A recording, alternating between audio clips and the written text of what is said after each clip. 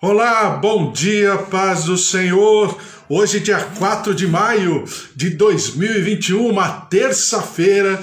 Que o Senhor te abençoe, que o Senhor derrame das suas promessas, da sua palavra. Ó Deus, que o Deus Todo-Poderoso possa proteger, guardar a tua casa, a tua família, que você esteja escondido, como eu sempre falo, né? Escondido à sombra do Onipotente, como diz lá no Salmo 91, e que seja uma terça-feira maravilhosa, porque é a terça-feira que o Senhor nos preparou. Então significa que Ele teria e tem e sempre terá todo o domínio e toda a majestade sobre tudo e sobre todos, né? A Bíblia fala que não cai um fio de cabelo sequer da nossa cabeça sem que o Senhor não permita. Então que essa graça, esse mover de Deus esteja sobre a tua vida, sobre a tua família, sobre as tuas tarefas, sobre os teus afazeres, as tuas responsabilidades, em nome de Jesus. Estamos lendo a palavra do Senhor e mais um dia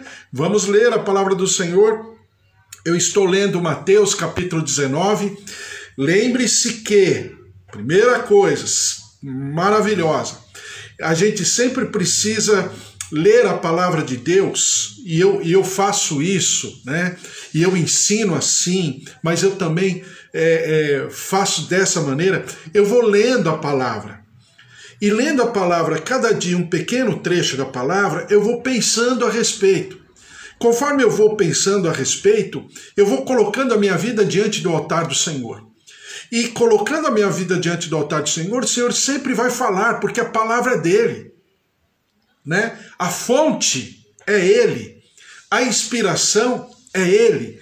Então, claro que a palavra do Senhor, ela terá um outro sentido, porque em tudo ela vai me ensinar, ela vai me edificar, ela vai me consolar, mas ela também vai me exortar, ela vai me levar a repensar os meus pensamentos, os meus sentimentos, as minhas atitudes. Então a palavra do Senhor é maravilhosa. Então Mateus capítulo 19 está vindo de uma linha de raciocínio, em primeiro lugar, estabelecendo uma identidade. Mateus do capítulo 12, versículo 1 até Mateus 16, principalmente, fala sobre a identidade. Depois disso, nós somos conectados, né, a essa linha de raciocínio em Mateus 17. Quando chega em Mateus 18, o Senhor pontua de uma maneira muito didática, pedagógica e profunda sobre o perdão. Quando ele fala sobre o perdão, Mateus 19 fala o quê? Vai dar exatamente o sentido e do que significa a aliança do Senhor. Aí você vai falar, como assim a aliança do Senhor? Então, vamos pensar. Mateus 19,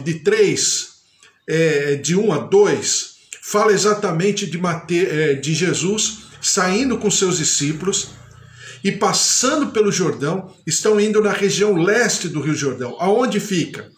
Fica exatamente aonde o ministério de João Batista era, né, vamos dizer assim, era o centro do seu ministério, era o quartel-general do seu ministério, que era o Rio Jordão, naquela parte leste.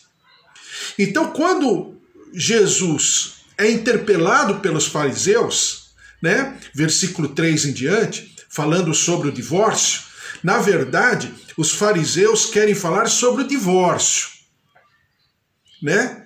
Por quê? Porque havia todo um contexto social. Muitas mulheres, vamos lembrar só do contexto social. As mulheres eram repudiadas pelos seus maridos por qualquer coisa. A comida não dava certo, já dava carta de divórcio, né? A mulher ficava mais velha, já dava carta de divórcio. Veja só a discriminação, né? Lembra que eu falei para você? Existem alguns ortodoxos até os dias de hoje, que na oração diária, matinal deles, eles oram assim: Senhor Deus Elohim, eu te agradeço Olha só, por não ter nascido mulher e não ter nascido gentil. Olha, essa oração de alguns ortodoxos até o dia de hoje. Eles começam na oração matinal deles agradecendo a Deus, em primeiro lugar, por não ter nascido mulher, e segundo, por não ter nascido gentil. Ou seja, dentro daquela cultura, né, judaica, dentro daquela cultura oriental, meso-oriental, ser mulher era estar num nível abaixo do ser homem, né? Então seria um ser intermediário entre o animal e o homem. Era mulher. Estou falando na cultura, não tem nada a ver com Deus. Isso é cultura. Então, dito isso, os homens se aproveitavam da lei, principalmente da interpretação de dois rabinos. Não que a intenção desses rabinos tenha sido essa, não é, com certeza não, né? Mas Hillel tinha uma escola e Shammai tinha uma outra escola. Hillel era a escola mais progressista, mais liberalista, né? Vamos dizer assim, uma escola que a liberdade era maior. Shammai era de uma escola mais fundamentalista, mais ortodoxa, né? E por causa disso, mais rígida, mais rigorosa, né? Então você tinha as duas escolas. O que os fariseus faziam? Os escribas fariseus faziam? Eles observavam a lei de Shammai quando lhes interessava, mas também observavam a lei ou a interpretação de Hillel quando lhes interessava. E eles ficavam jogando com isso em relação ao povo. E o povo ficava refém dessas interpretações. Tá? Isso é uma história, isso é um contexto histórico.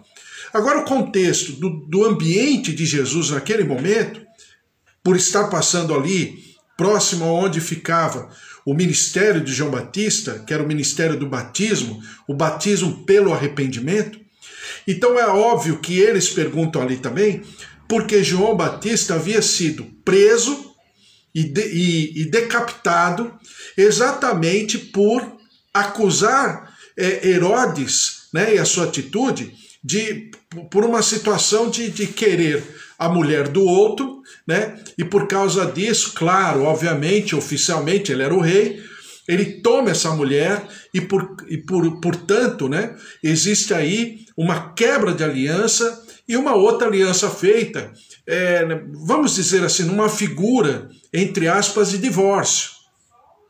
Então, então eles queriam, né, fazer uma pergunta capciosa, uma pergunta que conseguisse, desculpe o termo, esnucar Jesus, pressionar Jesus, para que se ele falasse em favor de Moisés, né, ele estaria possivelmente resvalando na atitude de Herodes. Se ele falasse defendendo mais a atitude de Herodes, ele estaria o quê? Resvalando na lei de Moisés. Então ficou aquela calça justa. Ou desculpa, saia justa, como fala o ditado. Então, mas quando eles fazem a pergunta assim, obviamente sempre quando existe uma pergunta, né, de armadilha, Jesus nunca responde essa pergunta. Geralmente ele responde a pergunta com uma outra pergunta. E a pergunta de Jesus agora é mais profunda, porque ele está ensinando um fundamento. Então, é aquilo que eu te falei ontem. Jesus está falando sobre o casamento e não sobre o divórcio.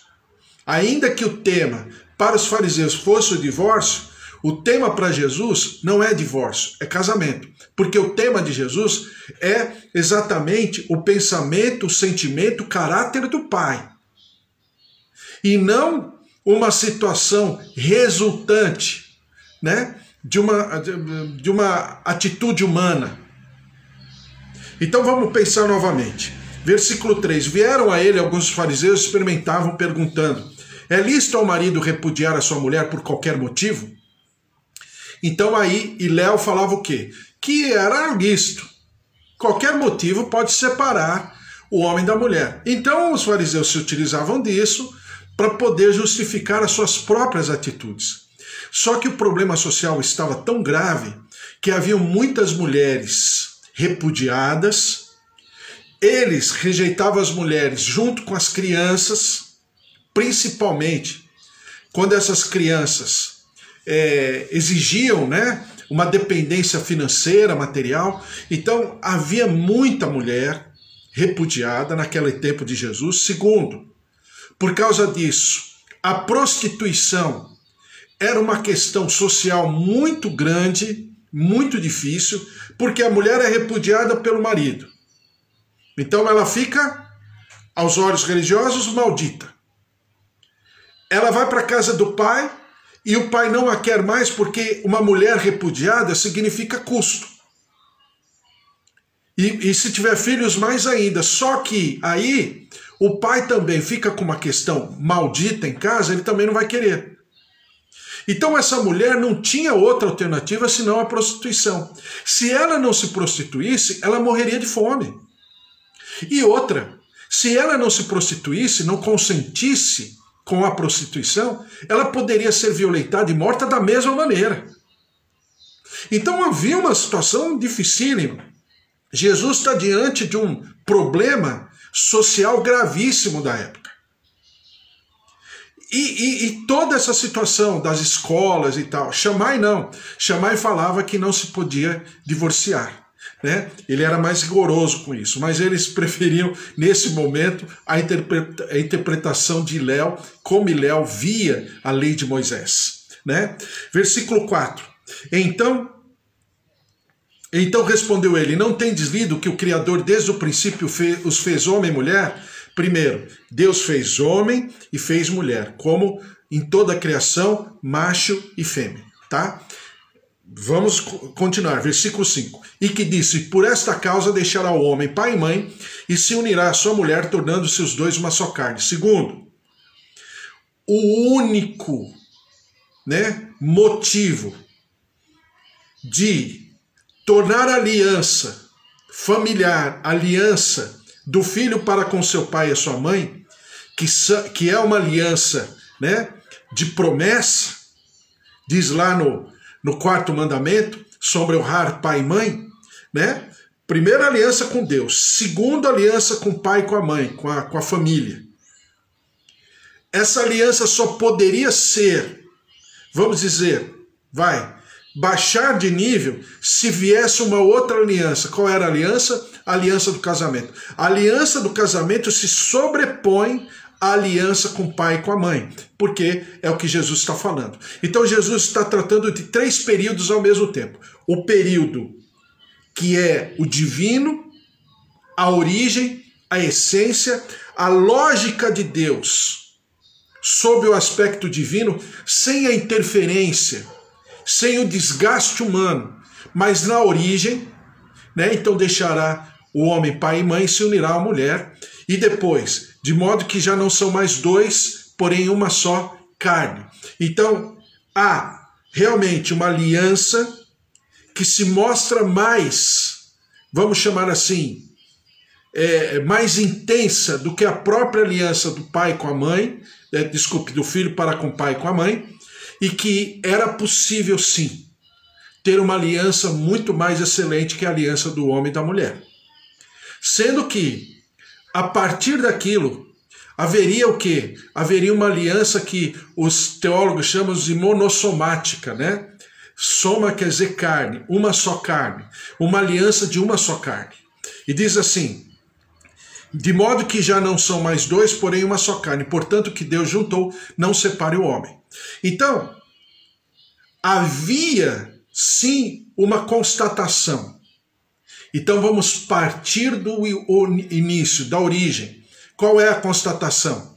O casamento é uma instituição divina. E esse instituto divino, que é o casamento, tem a sua, né, tem a sua linha de raciocínio. Qual é? que o homem e a mulher se façam uma só carne e se deem em aliança em casamento. Segundo, que essa aliança, aos olhos divinos, na origem, é indissolúvel. Tá? Quando esse casamento é um resultado, um produto de uma vontade divina boa, perfeita e agradável, esse casamento é indissolúvel, porque é uma aliança. Lembre, e eu sempre falo isso, né?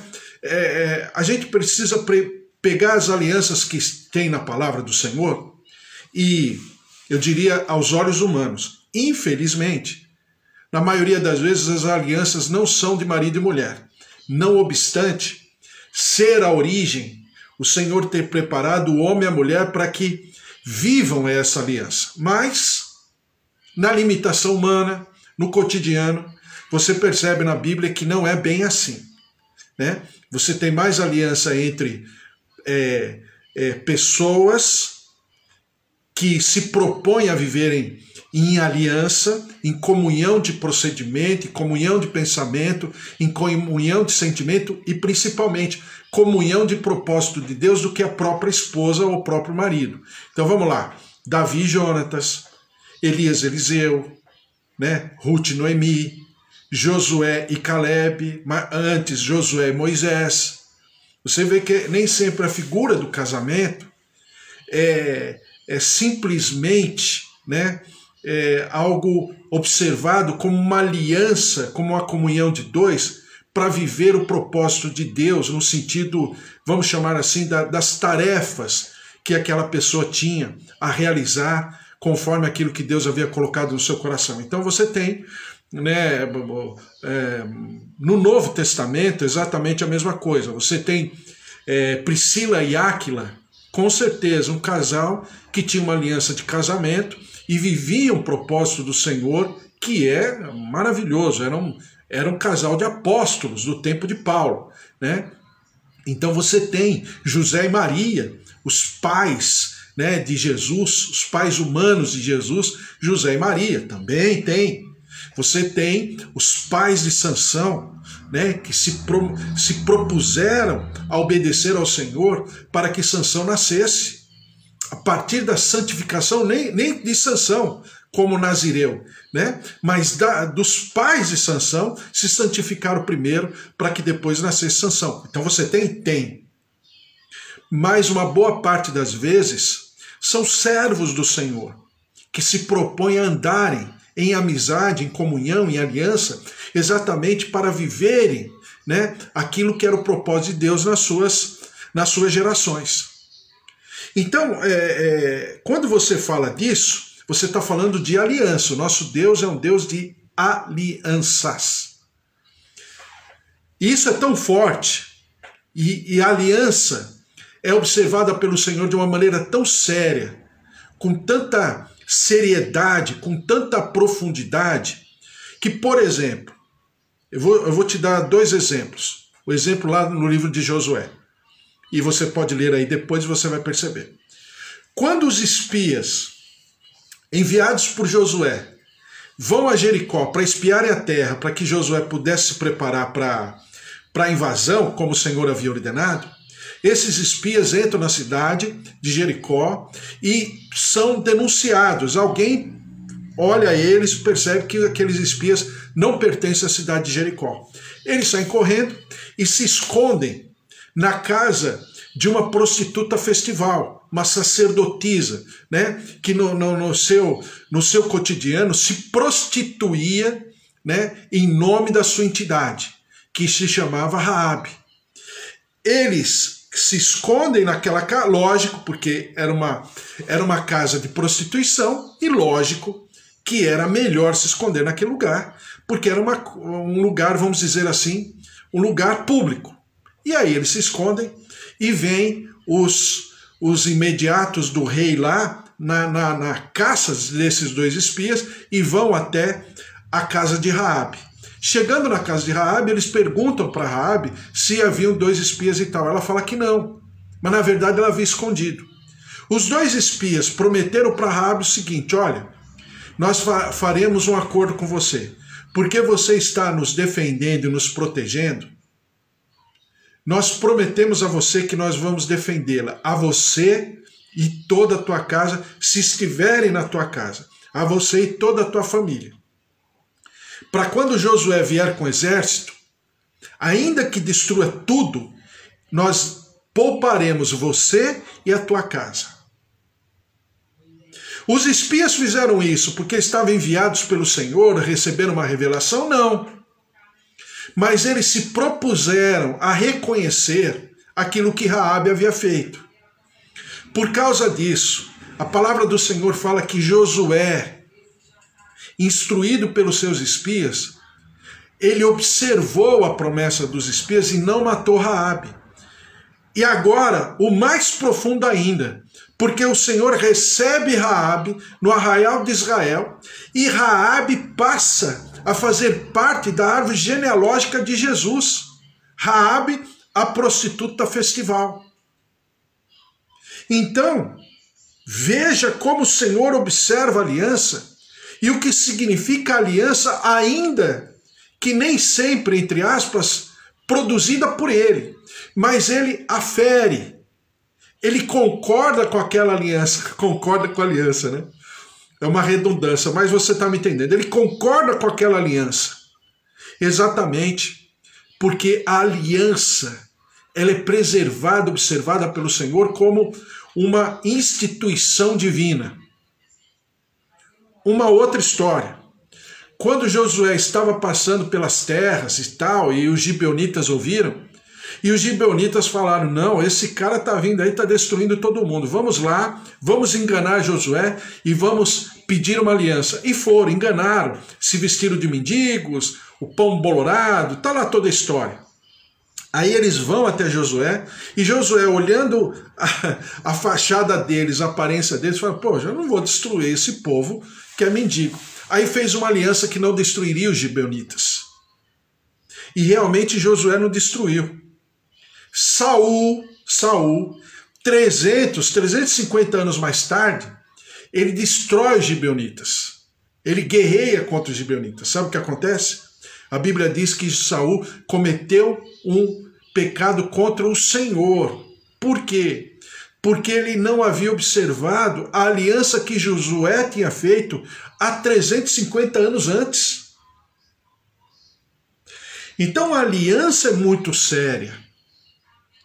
Então Jesus está colocando o que é principal nesse contexto de divórcio e casamento. O principal não é o divórcio, o principal é o casamento. Quando observado, quando pontuado, destacado aos olhos divinos. Por quê? Porque o casamento é uma instituição divina. Porque a família é uma instituição divina. O que nós queremos muitas vezes, como sociedade, é observarmos partes, né, da vontade de Deus. E pegamos essas partes que vamos dizer, nos favorecem, mas deixamos o fundamento. E só ficamos com a parte boa. Não, tem fundamento. Tem uma fonte, tem uma inspiração. E o porquê é feito. Então isso é muito sério. Quando nós aconselhamos, quando nós, por exemplo, de 50%, 60% dos casais que eu já aconselhei durante toda a minha história de ministério, 50%, pelo menos, eu estou sendo bem modesto, quando a gente começa a ouvir aquele casal conversando, seja independente, seja junto, a primeira coisa que me vem à cabeça, e você que se aconselha, você sabe disso, a primeira coisa que te vem à cabeça, você começa a ouvir o casal, você pensa com os teus botões. Esse casal não deveria ter casado. Esse casal não deveria ter começado nem o relacionamento. Agora estão nessa situação. Entendeu? Por quê? Porque não observaram. Porque não priorizaram o casamento no sentido divino de casamento. Aos olhos divinos de um relacionamento realmente produtivo, saudável, impregnado da presença, da obediência e do temor de Deus. Então, como Jesus fala aqui, o que Deus uniu não separará o homem. Espera um pouquinho. Aí vem a pergunta, mas será que Deus uniu? Amanhã a gente conversa mais a respeito. Estamos falando sobre casamento. Vamos orar, colocar tudo diante do Senhor, porque o nosso Deus é um Deus de alianças. Então, na verdade, a gente está falando de casamento. Mas também nós estamos falando da aliança do noivo Jesus com a noiva, a igreja, o povo de Deus. Então, essa figura, essa maneira parabólica do Senhor falar sobre a aliança dele conosco, né, passa pelo casamento, e o casamento é aprofundadamente visto, previsto, ensinado, né, aconselhado pelo Senhor, proposto pelo Senhor, mas exatamente para que nós entendamos do que significa a relação de Deus com o seu povo também, como Paulo diz. Então é bom a gente falar sobre aliança, porque tudo faz parte de uma aliança, né? A aliança é prevista e é desejada pelo Senhor. E nós estamos vivendo essa aliança. Lembre que a aliança do marido, do homem e da mulher é uma coisa, humanamente falando, completamente inconsequente, completamente difícil. Por quê? Porque são dois seres completamente diferentes. O homem é completamente diferente da mulher. Pensa diferente, age diferente, tem outras prioridades pela sua própria natureza, diferentemente da mulher, que age diferente, tem as suas prioridades, tem a sua maneira, a sua cosmovisão, a sua maneira de enxergar o mundo, as circunstâncias. Então, falar de casamento, né, a gente se espanta quando o casamento dá certo. Porque o casamento não dar certo é uma questão lógica, natural, humana. Por quê? Porque são dois seres completamente diferentes. Simples assim. Então nós vamos falar a respeito. E vamos continuar falando a respeito amanhã.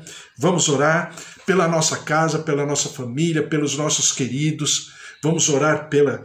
Olha, eu estou falando tudo isso, mas não é que significa que eu não gosto, eu não acho, não observe, não ensine o casamento. Eu já fiz, eu sempre falo para você, né? Eu já estou no número 249, eu já fiz 249 casamentos até hoje. Então não é essa a questão. Mas quando nós olhamos o casamento, precisamos olhar de uma maneira divina, com os olhos de Deus, do que significa essa aliança de dois, completamente, naturalmente falando, completamente inconsistente. Mas aos olhos de Deus é completamente possível, tá? Vamos orar e vamos colocar diante do Senhor em nome de Jesus. Vamos orar também, nós estamos no nosso 23º dia de jejum, estamos jejuando pelo nosso país, pelo nosso povo, mas principalmente para sabermos da vontade do Senhor, porque o verdadeiro jejum é quando nós nos abrimos, nós colocamos as nossas questões diante do altar do Senhor. Mas principalmente, o Senhor coloca as suas questões e nós observamos as suas questões diante da nossa vida, do nosso cotidiano, do nosso futuro, daquilo que somos, daquilo que temos e daquilo que seremos e aquilo que teremos em nome de Jesus. Vamos orar? Senhor, nosso Deus, nosso Pai, eu te louvo e te agradeço mais uma vez por estarmos em comunhão. Tua presença, tua glória, o teu poder, a tua unção, o teu mover, se derramando sobre cada um de nós. E nós a cada dia vivendo aquilo que é bom, perfeito e agradável. Por isso dá continuidade a falar conosco das tuas prioridades, dos teus conceitos, daquilo que o Senhor deseja, daquilo que o Senhor observa, dos teus pensamentos. Por isso que nós estamos aqui derramados diante do Senhor. Por isso toca, visita, restaura, exorta, edifica, ensina, consola. E nós daremos sempre ao Senhor Todo louvor, toda honra e toda glória. Senhor, derrama-te sobre os nossos queridos. A Roseli que está aqui, representando os seus familiares, seus filhos, as famílias, netos, a tua graça, a tua glória também, sobre a vida da Amanda, João, Roseli, Ângela, Márcia, Fábio, Luiz Henrique, seus pais, seu Augusto, Dona Efigênia, também, ó Deus, a Mara, filhos, netos, o Walter e Kátia e Raquel, e também Sônia, suas famílias, seus queridos, a Elo, Wesley, filhos, familiares, todos que estão aqui, Bispo Antônio,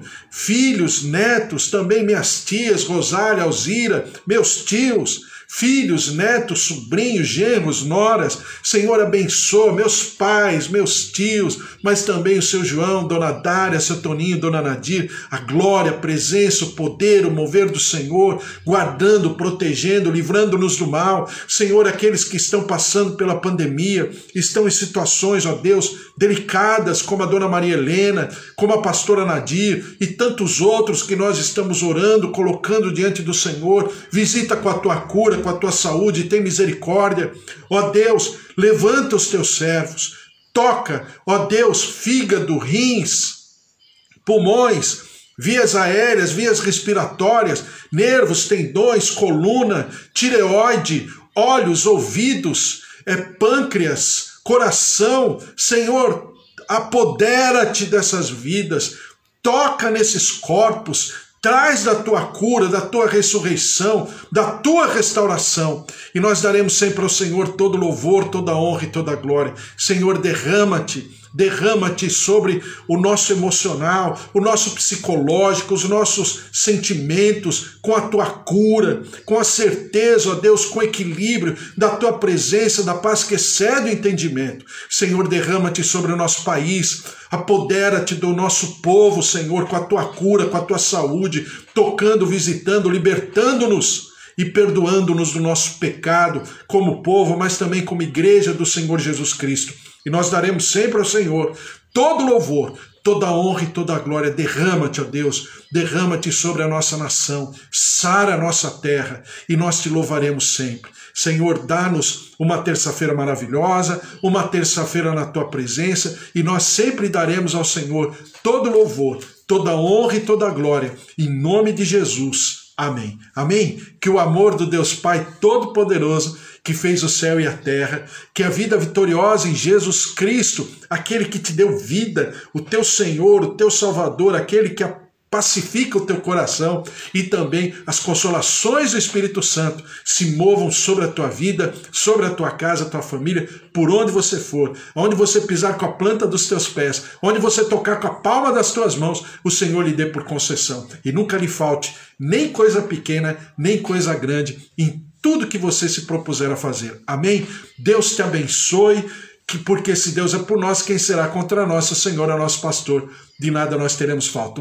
Uma terça-feira maravilhosa, e que o Senhor te dê sempre vitórias, em nome de Jesus. Um beijo, até amanhã. Fica na paz, amanhã às 10 horas. Tchau, tchau.